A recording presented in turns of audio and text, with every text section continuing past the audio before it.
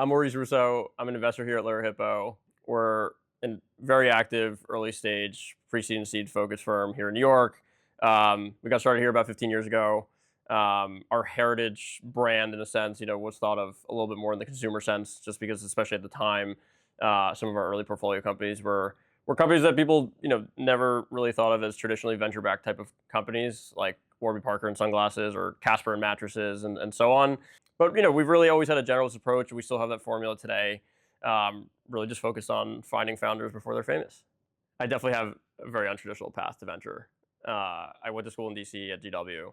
I started on the tennis team and eventually got very sick with a bad case of Lyme disease, and it took me about 6 years to fully recover. But I think I was itching to really get into something competitive again, and I wasn't physically able to do it. So how else would I do it? And that new love ended up manifesting in poker. I was getting very competitive at it. Then COVID hit, allowed me to really take off in that sense, and started getting better and better, and eventually just did it full time for about 2 years, and learned a ton. It was a great experience. And after 2 years, I think I knew I wanted to do something different, but I wanted to try to find something that I could apply my learnings to.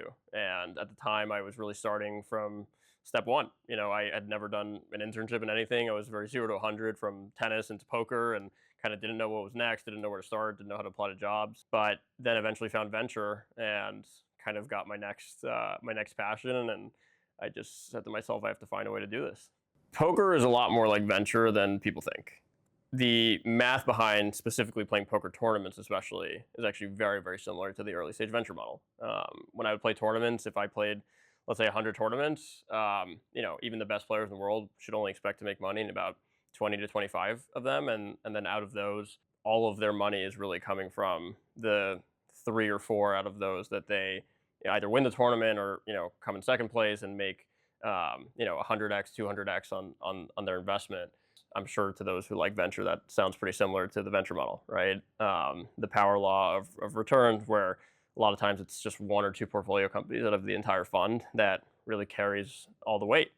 One thing that's interesting about both poker and venture is that, in the short term, you can have a wide range of variance in the results, right? Like, Andrew, you and I can play poker for an hour, and there's a very good chance that you can make money off me in that hour, right? But if we play 100 hours, I like my chances, right? And I think that's why, one thing that you learn from playing poker is that in the early stage venture model, it makes it really important to make a lot of bets, right? Because sometimes with the high variance of startups, you need to make sure that you're making enough right decisions over a larger sample size in order to yield the results that you want. Because sometimes making 1 or 2, mathematically optimal decisions does not necessarily yield a great result.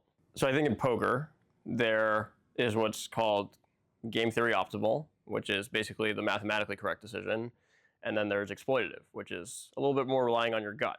And I think in venture, there is a similar analogy, which is, thesis-driven funds, which fall a little bit more into the mathematical side, and opportunistically driven funds, right? That sometimes are more talent-driven instead of market-driven or things like that.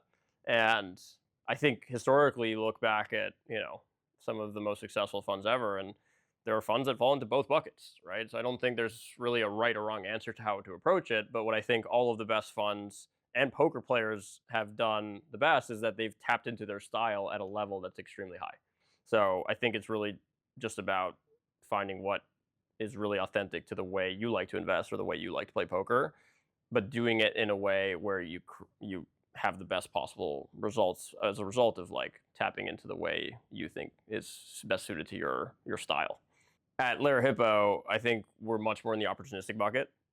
We follow the talent where the talent goes, and a little bit less thesis driven. But there are also many other great firms that are the complete opposite, and they're much more thesis driven and kind of more of a top down approach.